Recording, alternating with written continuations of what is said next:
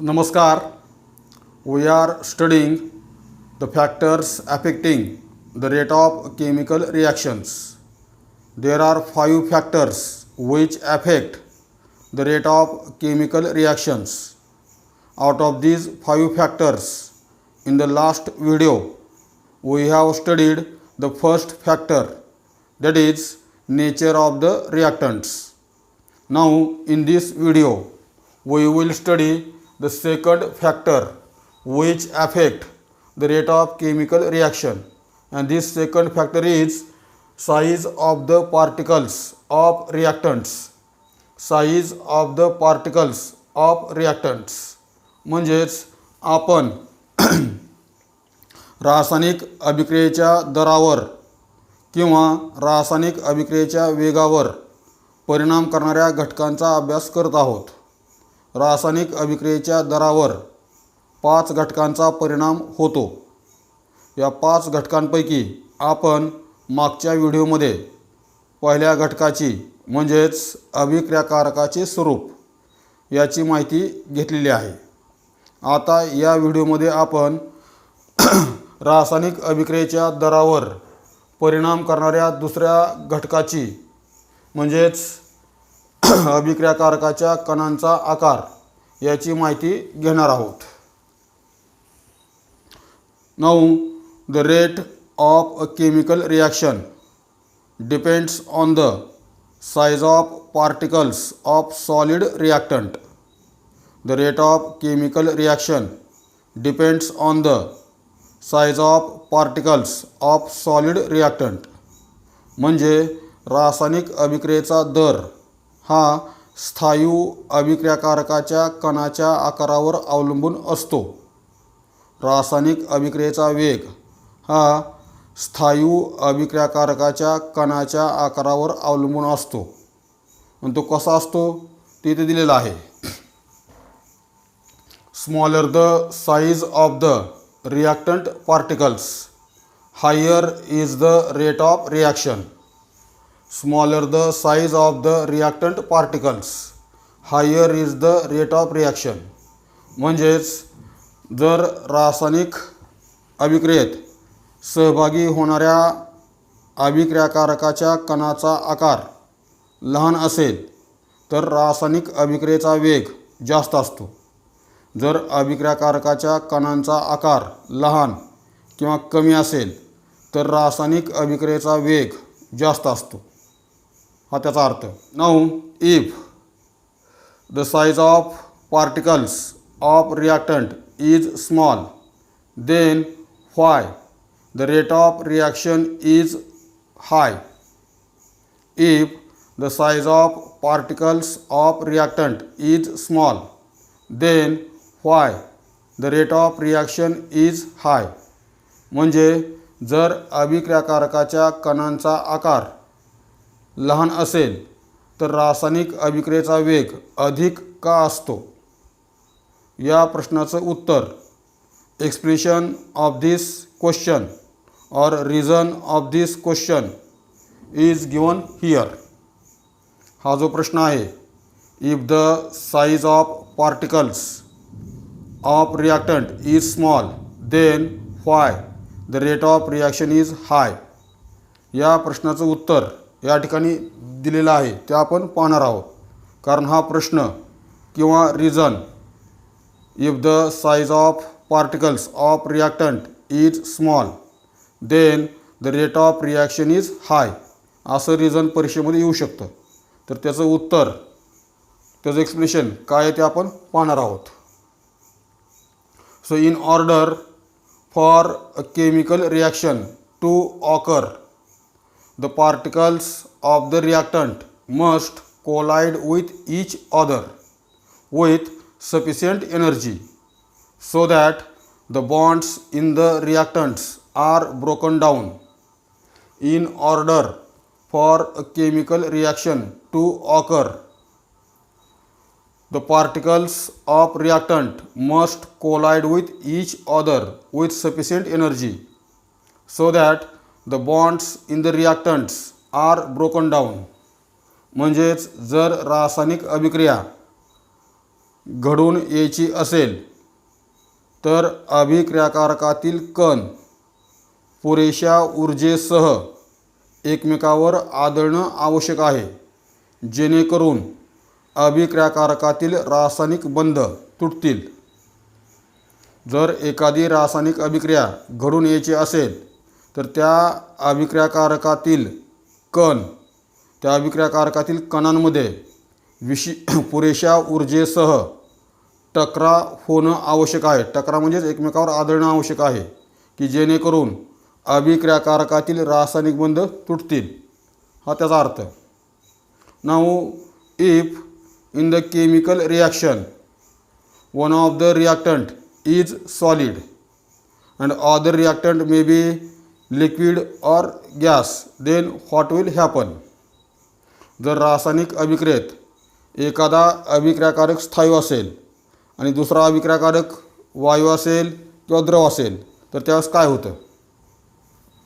If one of the reactant is solid then the particles only on the surface of solid reactant take part in collision because all other particle of solid reactant are trapped within the body of solid reactant and hence cannot comes in contact with the particle of other reactant.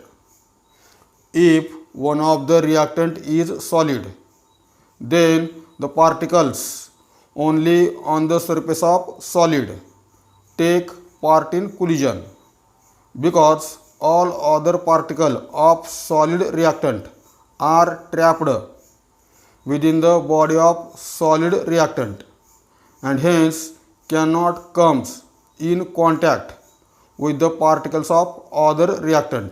म्हणजेच जर एखादा अभिक्रियाकारक स्थायू असेल तर त्यावेळेस या अभिक्रियाकारकाच्या फक्त पृष्ठभागावरील कणच होणाऱ्या टकरांमध्ये सहभागी होतात. फक्त या पृष्ठभागावरलेच कण होणाऱ्या टकरांमध्ये सहभागी होतात. याचं कारण या स्थायू अभिक्रियाकारकातील इतर कण म्हणजेच पृष्ठभागावरले कण सोडून या स्थायू अभिक्रियाकारकाच्या आत, त्याच्या बॉडीच्या आत, पृष्ठभागाच्या आत असतात आणि त्यामुळं त्या कणांचा इतर अभिक्रियाकारकाच्या कणाशी संपर्क येत नाही आणि त्यामुळं फक्त पृष्ठभागावरले कणच टकरांमध्ये सहभागी होतात.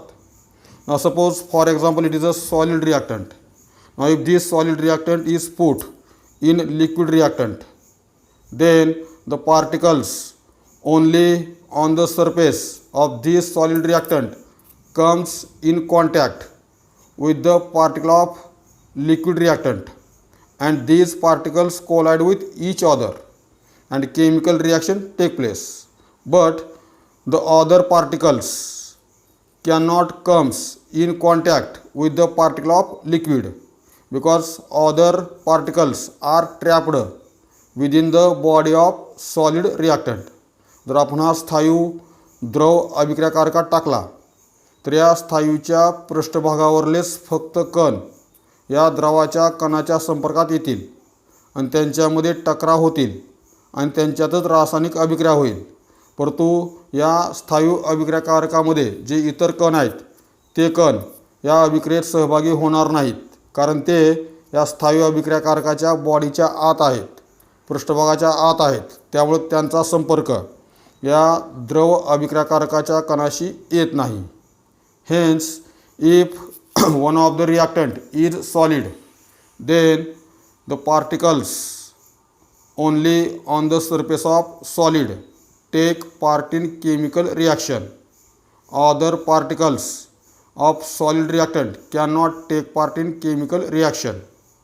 तर अशा प्रकारे ज्यावेळेस एखादा अभिक्रियाकारक स्थायू असतो त्यावेळेस फक्त त्या स्थायूच्या पृष्ठभागावरले कणच रासायनिक अभिक्रियेत सहभागी होतात, इतर कण अभिक्रियेत सहभागी होत नसतात.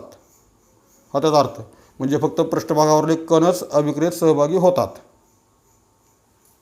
Then if the solid reactant is divide into small pieces then the surface of this solid reactant increases. If the solid reactant is divided into pieces, then the surface area of solid reactant increases. जर आपण या स्थायू अभिक्रियाकारकाचे लहान लहान तुकड्यात विभाजन केलं तर या स्थायू अभिक्रियाकारकाचा सरफेस एरिया वाढतो. हा त्याचा अर्थ. जर या स्थायू अभिक्रियाकारकाचे विभाजन लहान लहान कणामध्ये केलं, लहान लहान तुकड्यामध्ये केले तर या स्थायू अभिक्रियाकारकाचा सरफेस एरिया वाढतो. आता कसा वाढतो ते आपण उदाहरणासह पाहू. Now suppose it is a cube shaped solid reactant. It is a cube shaped. It is a cube. It is a cube shaped solid reactant. समजा हा क्यूब आकाराचा स्थायू अभिक्रियाकारक आहे. Now what is meant by cube? Cube means a solid shape which has 6 equal square sides. Cube is a solid shape which has 6 equal square sides. Cube म्हणजे एक स्थायू रचना किंवा ठोकळा की ज्याला 6 समान चौरस पृष्ठभाग असतात. ज्या स्थायूला 6 समान चौरस पृष्ठभाग असतात त्या स्थायू आकृतीला क्यूब किंवा घन असं म्हणतात. Now it is a cube because it has 6 equal square sides. It is a first square sides, second square side, then third square side, fourth square side, fifth square side and sixth square side. याला 6 समान चौरस पृष्ठभाग आहेत. हा समोरचा एक पृष्ठभाग, हा खालचा पृष्ठभाग, पाठीमागचा पृष्ठभाग, वरचा पृष्ठभाग, नंतर या बाजूचा पृष्ठभाग आणि या बाजूचा पृष्ठभाग. तर असे 6 समान चौरस पृष्ठभाग या स्थायू आकृतीला आहेत. तर हा क्यूब शेप्ड आहे. व इथे आकृती काढली आहे क्यूब शेपची. याला 6 समान चौरस पृष्ठभाग आहेत. समोरची एक चौरस पृष्ठभाग, 2 नंबर बाजूचा, 3 नंबर वरचा, 4 नंबर खालचा, 5 नंबर पाठीमागचा आणि 6 नंबर या बाजूचा. तर असे 6 समान चौरस पृष्ठभाग असलेली स्थायू आकृती किंवा स्थायू म्हणजेच cube. Now suppose the length of each side of this cube is 2 centimeter. The length of each side of this cube is 2 centimeter. That is the length of cube or height of cube or width of cube is 2 centimeter. म्हणजे या क्यूबच्या प्रत्येक बाजूची लांबी 2 centimetre आहे. म्हणजे याची लांबी असेल किंवा याची उंची असेल किंवा रुंदी असेल. याची लांबी किंवा उंची किंवा रुंदी हे प्रत्येक बाजूची लांबी ही 2 सेंटीमीटर आहे. Now the surface area of this cube is. Now surface area of cube is calculated by the formula 6a square. 6a square. A is equal to side length. क्यूबचा सरफेस एरिया काढण्याचं सूत्र आहे 6 × a square. ए म्हणजेच side length म्हणजे क्यूबच्या बाजूची लांबी. Now here length of each side of cube is 2 centimeter. Therefore surface area of this cube is equal to 6 × 2 square. That is 6 × 4 which is equal to 24 centimeter square. So surface area of this cube is 24 centimeter square. म्हणजे या क्यूबचा surface area आहे 24 centimetre square. Now if this large cube is cut into smaller cubes, if this large cube is cut into smaller cubes in such way that the length of each side of each cube will be 1 centimeter. This large cube is cut into smaller cubes in such way that the length of each side of each cube will be 1 centimeter. Then we obtain 8 small cubes. We obtain 8 small cubes. म्हणजे जर आपण या क्यूबचे vertically horizontally याप्रमाणे जर या मोठ्या क्यूबचे अशा लहान लहान क्यूबमध्ये विभाजन केलं की ज्या क्यूबच्या प्रत्येक बाजूची लांबी 1 सेंटीमीटर असेल तर आपला असे लहान लहान 8 क्यूब्स मिळतील. असे आपला लहान लहान 8 क्यूब मिळतील की ज्याची प्रत्येक बाजूची लांबी ही 1 सेंटीमीटर आहे. हा मोठा क्यूब आहे आणि या मोठ्या क्यूबचं लहान लहान तुकड्यात विभाजन केलं, लहान लहान क्यूबमध्ये विभाजन केलं की ज्यामध्ये प्रत्येक क्यूबच्या प्रत्येक बाजूची लांबी 1 सेंटीमीटर आहे तर आपला असे 8 क्यूब्स मिळतात. याच क्यूबपासून आपला असे 8 क्यूब मिळाले. Now the surface area of this one small cube, surface area of this one small cube. आता या एका लहान क्यूबचा सरफेस एरिया आपला काढायचा आहे. So surface area of cube is equal to 6a square. Now here length of side is 1 centimeter. Therefore surface area of this small cube is equal to 6 into 1 square. That is 6 into 1 equal to 6 centimeter square. So surface area of this small cube is 6 centimeter square. But from this one large cube we obtain such large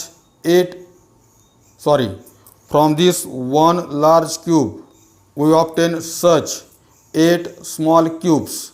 Therefore surface area, total surface area of 8 small cubes, total surface area of 8 small cubes असे आपला 8 cubes मिळालेत. या 8 क्यूबचा total surface area of 8 cubes is equal to 8 into 6 equal to 48 centimetre square. Total surface area of 8 small cubes is equal to 48 centimeter square. It means when there is a one large cube, the surface area of cube is 24 centimeter square. But if this large cube is divided into 8 small cubes, then its surface area increases and it becomes 48 centimeter square. Hence, if the solid reactant is divided into pieces, then the surface area of solid reactant increases. तर अशा प्रकारे स्थायू अभिक्रियाकारकाचं विभाजन लहान लहान कणामध्ये केलं तर स्थायू अभिक्रियाकारकाचा surface area वाढतो. Now when surface area increases what will happen. जर सरफेस एरिया वाढला तर काय होतं ते पुढे दिले. As the surface area of solid reactant increases it's mower particles comes in contact with the particles of other reactants. As the surface area of solid reactant increases, its more particles comes in contact with the particles of other reactant. म्हणजे जर या स्थायू अभिक्रियाकारकाचं surface area वाढला तर त्या स्थायू अभिक्रियाकारकाचे अधिक कण दुसऱ्या अभिक्रियाकारकाच्या कणांच्या संपर्कात येतात, हा त्याचा अर्थ. Now suppose if we put this large cube in liquid reactant, then the particles only in the surface area of 24 centimeter square takes part in collision with the particle of liquid reactant. But when we put these smaller 8 cubes in the liquid reactant, then the particles in the surface area of 48 centimeter square takes part in the collision with particles of liquid reactant. म्हणजे जर आपण हा मोठा cube या द्रव अभिक्रियाकारकात टाकला तर त्यावेळेस फक्त 24 सेंटीमीटर स्क्वेअर एवढ्या सरफेस एरियामधले या स्थायूवरले कण टक्करांमध्ये सहभागी होतील. पण जर आपण या द्रव अभिक्रियाकारकात हे लहान लहान 8 तुकडे टाकले, लहान लहान 8 क्यूब टाकले, तर त्यावेळेस 48 सेंटीमीटर स्क्वेअर एवढ्या सरफेस एरियामधले कण या द्रव अभिक्रियाकारकाच्या कणांबरोबर होणाऱ्या टक्करांमध्ये सहभागी होतात, हा त्याचा अर्थ. मग आता सरफेस एरिया वाढला, त्यानंतर सरफेस एरिया वाढल्यामुळं काय होतं ते पुढे सांगितलं आहे. Hence, more collisions occur. Hence, more collision occurs and rate of chemical reaction increases. जर सरफेस एरिया वाढला स्थायूचा, तर सरफेस एरिया वाढल्यामुळं त्या ठिकाणी स्थायूचे अधिक कण कोलिजनमध्ये सहभागी होतात. त्यामुळे कोलिजनची संख्या वाढते, टक्करांची संख्या वाढते आणि टक्करांची संख्या वाढल्यामुळं रासायनिक अभिक्रियेचा वेग वाढतो. जर मोठा स्थायू असेल तर फक्त 24 सेंटीमीटर स्क्वेअर एवढ्या सरफेस एरियामधले कण टक्करांमध्ये सहभागी होतात. परंतु जर आपण लहान लहान तुकडे वापरले तर त्यावेळेस 48 सेंटीमीटर स्क्वेअर एवढ्या सरफेस एरियामधले कण टक्करांमध्ये सहभागी होतात. त्यामुळे टक्करांची संख्या वाढते, म्हणजे कोलिजनची संख्या वाढते आणि त्यामुळं रासायनिक अभिक्रियेचा वेग वाढतो. तर अशा प्रकारे hence smaller the size of the reactant particles higher is the rate of reaction. तर अशा प्रकारे या स्टेटमेंटचं आपला स्पष्टीकरण देता येतं. Now here we see one example of reaction between Shahbaz stone. Shahbaz stone means chemically calcium carbonate. So reaction between Shahbaz stone, that is calcium carbonate, and dilute hydrochloric acid. Now suppose we take two test tubes, test tube A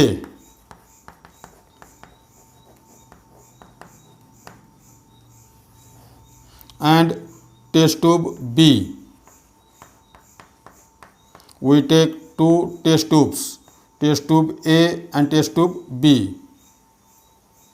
Now in the test tube A, we take pieces of Shahbaz stone, pieces of Shahbaz stone. आपण test tube A मध्ये शाहबाज स्टोनचे तुकडे, Shahbaz stone म्हणजेच calcium कार्बोनेटचे तुकडे घेतलेत. Calcium carbonate formula CaCO3. तर या कॅल्शियम कार्बोनेटचे पीसेस घेतलेत, तुकडे घेतलेत. And in test tube B we take powdered Shahbaz stone. That is in test tube B we take powdered calcium carbonate. म्हणजेच आपण टेस्ट ट्यूब बी मध्ये शाहबाज स्टोनची, शाहबादी फरशीची म्हणजेच कॅल्शियम कार्बोनेटची भुकटी घेतली. Now if or when we add dilute hydrochloric acid in both the test tube, when we add dilute hydrochloric acid in both the test tube, then chemical reaction take place in both the test tube. and form calcium chloride. Water and bubbles of carbon dioxide gas are formed.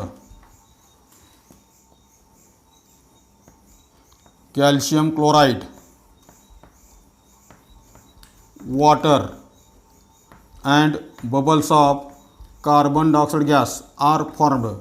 It means same chemical reaction take place in both the test tube A and test tube B.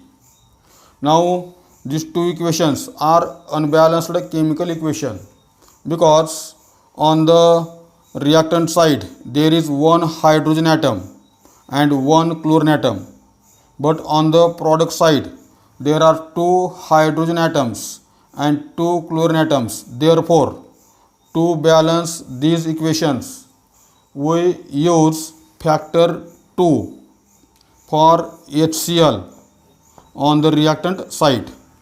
आपण ही दोन्ही equation संतुलित करण्यासाठी HCl साठी 2 सगुणक वापरला आहे. Hence in test tube A and in test tube B same chemical reaction take place. In both the test tube bubbles of carbon dioxide gas are formed and Shahbaz tiles disappear, but in test tube B the rate of formation of bubbles of carbon dioxide gas is high. In test tube B the rate of formation of bubbles of carbon dioxide gas is high as compared to in test tube A, because in test tube B we have taken powdered calcium carbonate, while in test tube A we have taken pieces of calcium carbonate.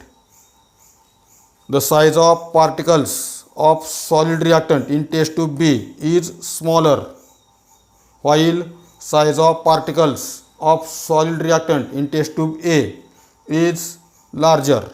Therefore, in test tube B chemical reaction take place at faster rate, and therefore here bubbles of carbon dioxide gas formed rapidly. म्हणजेच दोन्ही taste ट्यूबमध्ये सारखीच रासायनिक अभिक्रिया घडते. दोन्ही taste ट्यूबमधून carbon dioxide वायूचे बुडबुडे बाहेर पडतात, परंतु टेस्ट ट्यूब बी मधून किंवा टेस्ट ट्यूब बी मध्ये कार्बन डायऑक्साईड वायूचे बुडबुडे तयार होण्याचा वेग हा टेस्ट ट्यूब ए पेक्षा जास्त आहे. म्हणजे या ठिकाणी जास्त वेगाने कार्बन डायऑक्साईड वायूचे बुडबुडे तयार होतात. आता याचं कारण काय? तर याचं कारण आपण टेस्ट ट्यूब बी मध्ये शाहबादी फरशीची म्हणजेच कॅल्शियम कार्बोनेटची भुकटी घेतली आहे. तर टेस्ट ट्यूब ए मध्ये आपण कॅल्शियम कार्बोनेटचे तुकडे घेतलेत. म्हणजेच बी परीक्षा नळीमध्ये आपण जे स्थायू अभिक्रियाकारक घेतलेत त्याच्या कणांचा आकार लहान आहे, तर परीक्षा नळी ए मध्ये आपण जे स्थायू अभिक्रियाकारक घेतला आहे त्याच्या कणांचा आकार मोठा आहे. त्यामुळं टेस्ट ट्यूब बी मध्ये रासायनिक अभिक्रिया वेगाने घडते. Hence smaller the size of the reactant particles, higher is the rate of reaction. Now here we see these two reactions. आपण या दोन्ही रासायनिक अभिक्रिया करून पाहणार आहोत आणि बघणार आहोत की कुठल्या टेस्ट ट्यूबमध्ये कार्बन डायऑक्साईड वायूचे बुडबुडे अधिक वेगाने तयार होतात हे आपण पाहणार आहोत. Now here we are going to perform an activity in which we will see the rate of chemical reaction depends on the size of particles of reactant. For this we have taken equal quantities of pieces of Shahbaz stone, that is calcium carbonate, in test tube A, and in test tube B we have taken powdered Shahbaz stone, that is calcium carbonate. Similarly, in two test tube we have taken equal quantity of dilute hydrochloric acid. Now when we will add dilute hydrochloric acid in test tube A and test tube B.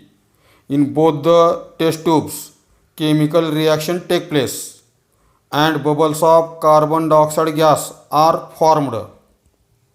Here we will observe in which test tube bubbles of carbon dioxide gas are formed rapidly and in which test tube bubbles of carbon dioxide gas are formed slowly.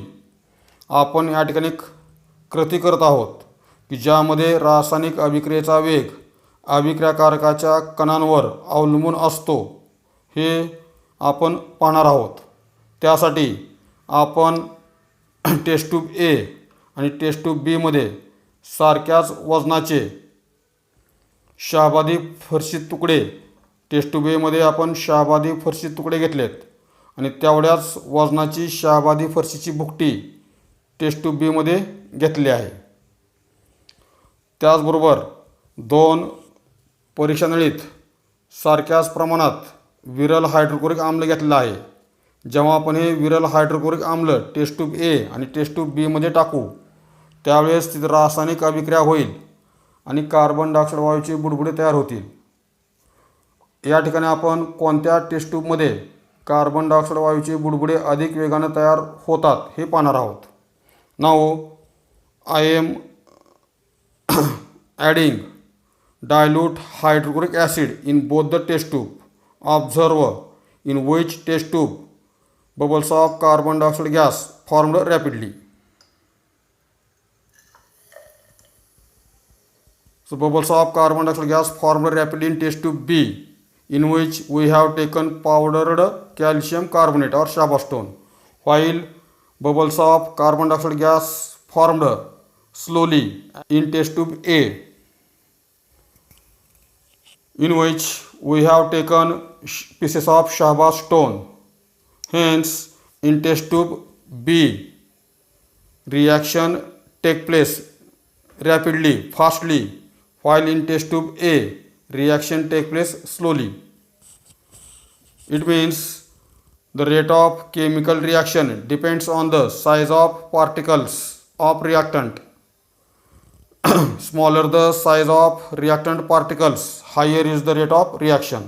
आपण test tube बी मध्ये calcium कार्बोनेटची भुकटी घेतली होती तर taste tube बी मध्ये आपण शाहाबादी फरशी तुकडे घेतले होते तर टेस्ट ट्यूब बी मध्ये कार्बन डायऑक्साईड वायूचे बुडबुडे अधिक वेगाने तयार झाले. म्हणजेच टेस्ट ट्यूब बी मध्ये रासायनिक अभिक्रियेचा वेग टेस्ट ट्यूब बी पेक्षा अधिक जास्त होता.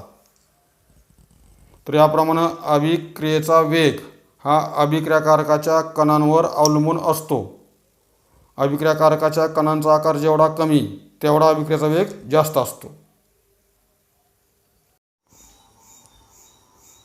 Hence, in the activity, we have seen that in the test tube B, in which powdered calcium carbonate is taken, the rate of reaction is high, while in the test tube A, in which pieces of calcium carbonate is taken, the rate of reaction is low. Hence, rate of reaction is affected by the size of particles of solid reactant. तर अशा प्रकारे रासायनिक अभिक्रियेच्या वेगावर स्थायू अभिक्रियाकारकाच्या कणांच्या आकाराचा परिणाम होत असतो. Smaller the size of the reactant particles, higher is the rate of reaction, and therefore in laboratory solid reactants are used in the form of powder. In laboratory solid reactants are used in the form of powder. आणि याच कारणामुळं प्रयोगशाळेत जे स्थायू अभिक्रियाकारके असतात ते भुकटीच्या रूपातच असतात. कारण भुकटीच्या रूपात जर अभिक्रियाकारक वापरले तर रासायनिक अभिक्रिया अधिक वेगाने होतात. धन्यवाद.